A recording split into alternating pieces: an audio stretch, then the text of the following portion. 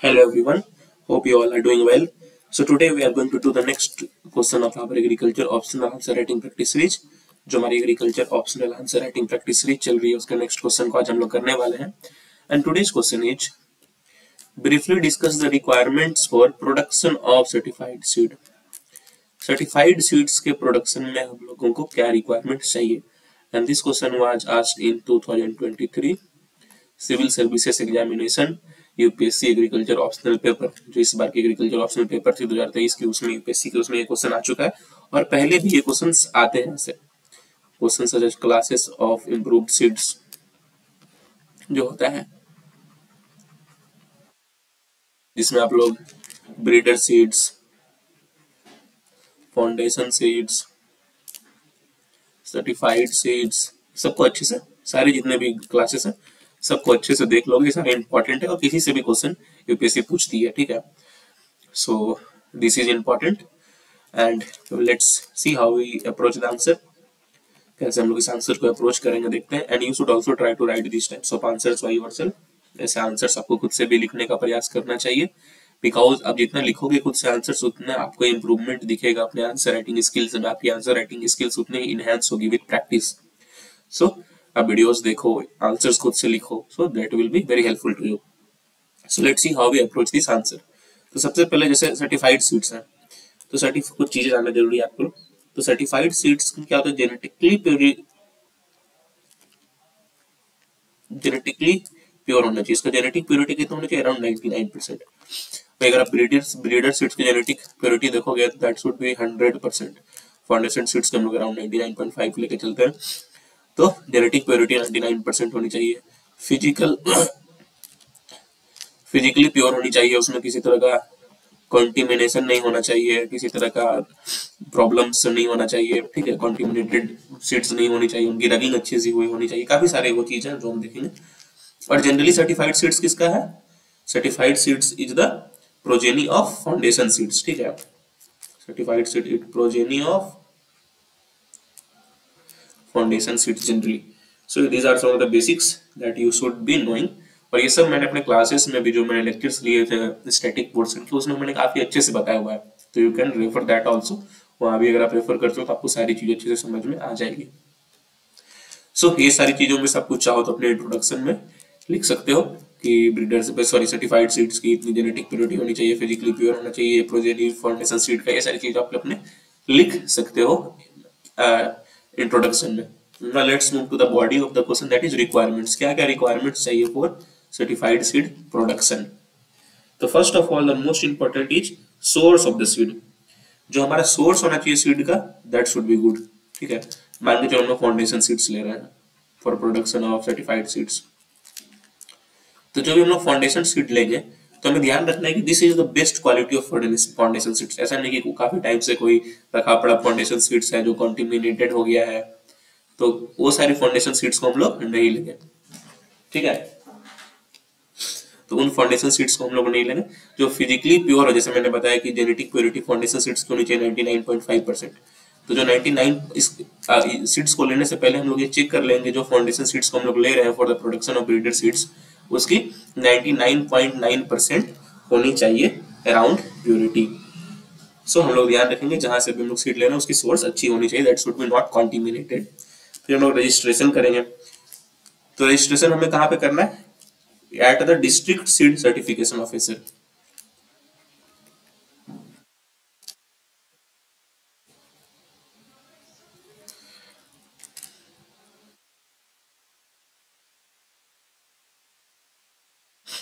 जो district seed certification officer है उसके पास हम लोग एप्लीकेशन डाल देंगे और वो वहां से आकर के हमारे जो सीड प्लॉट है उसको रजिस्टर कर देगा कि हाँ इस सीड प्लॉट में सर्टिफाइड सीड्स का प्रोडक्शन होने वाला है। उसके लिए कुछ जो भी आपको स्टैम्प पेपर की फी वगैरह देनी होगी वो सब आप लोग उतनी आप डिटेल में नहीं जाओगे, बस ये चीज ध्यान में रखोगे जो भी डिस्ट्रिक्ट सीड सर्टिफिकेशन ऑफिसर होगा वो रजिस्ट्रेशन करेगा। और हमें जो भी हम अगर प्रोड्यूस कर रहे हैं तो हमें एक एप्लीकेशन कहाँ पे देना होगा, डिस्ट्रिक्ट सीड सर्टिफिकेशन ऑफिसर को। उसके बाद मूविंग टू लैंड रिक्वायरमेंट। जो हमारा लैंड रिक्वायरमेंट होना चाहिए, that the land we are taking for the production should be very good. जैसे कि it should be free from any weeds, free from noxious weeds, जो भी नॉक्सियस वीड्स जो जल्दी जाते नहीं है उनसे फ्री होना चाहिए, स्पेस अच्छी होनी चाहिए उसमें, उसकी सॉइल की क्वालिटी अच्छी होनी चाहिए, वेल ड्रेन्ड सॉइल होनी चाहिए लैंड में, वेल ड्रेन्ड सॉइल्स, ठीक है, वाटर लॉग नहीं, और वाटर लॉगिंग वहां पे नहीं होना चाहिए। तो ये सारी चीज को हम लोग को ध्यान देना है। Well drained soil, Sandy soils भी काफी अच्छा होता है फॉर प्रोडक्शन ऑफ सीड्स, हल्की some percentage of sands in the production of certified seed is good। तो ये सारी चीज हम लोग ध्यान देंगे कि हमारा लैंड अच्छा होना चाहिए, लैंड में अच्छा इरिगेशन सोर्स होना चाहिए, there should be proper irrigation source in the land we are going to produce certified seeds। Land में इतना स्पेस होना चाहिए कि it should meet isolation requirement, जो भी हमारा आइसोलेशन रिक्वायरमेंट है उसको वो अच्छे से मीट कर सके, ठीक है, उतना उसमें स्पेस होना चाहिए। भाई छोटी सी लैंड लोगे तो उसमें आइसोलेट ही अगर आप करोगे, उस सब आइसोलेशन रिक्वायरमेंट को फुलफिल करोगे तो ज्यादा सीड्स हम लोग प्रोड्यूस नहीं कर पाएंगे। तो वो सारी चीजों को हमें ध्यान में रखना है। Then moving to isolation requirement, हमें आइसोलेट करना है सीड्स को ताकि किसी तरह कॉन्टिमिनेशन हो। तो isolation is of two types, space isolation and time isolation. Time isolation, थोड़ी स्पेस बना लेते हैं यहाँ पे ताकि आपको अच्छे से समझ में आए सारी चीजें। देखो स्पेस आइसोलेशन तो आप समझ रहे हो, वैरायटी के हिसाब से जो स्पेस चाहिए, मैं मान के चलो कोई एक वैरायटी है उसमें 3 मीटर्स का आइसोलेशन चाहिए, तो 3 मीटर्स का आइसोलेशन रखेंगे कि दोनों रो के बीच 3 मीटर का आइसोलेशन हो ताकि कॉन्टिमिनेशन किसी तरह का ना हो, ठीक है, क्रॉस पोलिनेशन वगैरह सब जो भी हो वो सारी चीजें ना हो। ये तो स्पेस आइसोलेशन आप अच्छे समझ गए। Next one is time isolation. मान के चलो ये हमारा फील्ड है, ठीक है, यहाँ पे हमें सर्टिफाइड सीड प्रोडक्ट्स प्रोड्यूस करना है, उसके बगल में एक और फील्ड है, वहां पर भी कोई क्रॉप लगा हुआ है, ठीक है। तो हम लोग ध्यान दें कि उस क्रॉप की जो स्टेजिंग है और हमारी क्रॉप की जो स्टेजिंग है वो सिमिलर ना हो। मान के चलो ये क्रॉप अभी उस स्टेज में जहां पे ये इसके एंथर्स पोलन शेड कर रहे हैं, ठीक है, तो हमारी क्रॉप को उस स्टेज में नहीं रहना होगा, ठीक है। अगर रहेगी तो ये पोलन जो है आकर के हमारे स्टिग्मा पे लग सकती है, ठीक है। तो हम लोग क्या करेंगे थोड़ा टाइम का, अगर इसमें इससे 15 डेज मान लीजिए 21 डेज लेट्स हो गया हमने, तो उससे क्या होगा कि अगर ये वेजिटेटिव फेज में है तो ये वेजिटेटिव फेज में नहीं रहेगी, ये मैच्योर पहले हो जाएगा, मैच्योर बाद में होगी। तो इससे क्या होगा कि इन दोनों के बीच जो पॉलिनेशन के चांसेस है या जो भी कॉन्टिमिनेशन के चांसेस है वो चीज नहीं होगी। तो that is known as time isolation. जब हम लोग टाइम को से आइसोलेट करते हैं कि डिफरेंस ऑफ टाइम कर देते हैं, अगर यहाँ पे हम लोग कर रहे हैं भाई आज तो दूसरे फील्ड में करेंगे आफ्टर 21 डेज, आफ्टर 15 डेज, ताकि दोनों की जो फेजेस ऑफ साइकिल हो, लाइफ साइकिल वो डिफरेंट रहे और दोनों में कॉन्टिमिनेशन के चांसेस काफी कम हो जाए। तो this is very important, this needs to be done. तो ये भी आप अच्छे से समझ गए होंगे। नेक्स्ट, न्यूट्रिएंट मैनेजमेंट हमें अच्छा से करना है, प्लांट प्रोटेक्शन अच्छे से करना है। अगर न्यूट्रिएंट मैनेजमेंट की बात करें तो हम लोग फर्टिलाइजर्स जो भी लगेगी उसको एज पर डोजिंग देंगे, ऑर्गेनिक मैन्योर्स हो गया, FYM हो गई, सबको एज पर डोजिंग देंगे। प्लांट प्रोटेक्शन हम लोग टाइमली वीडिंग करेंगे ताकि वीड्स वगैरह सब प्रॉब्लमेटिक ना बन पाए। Timely control of paste and diseases, weeding.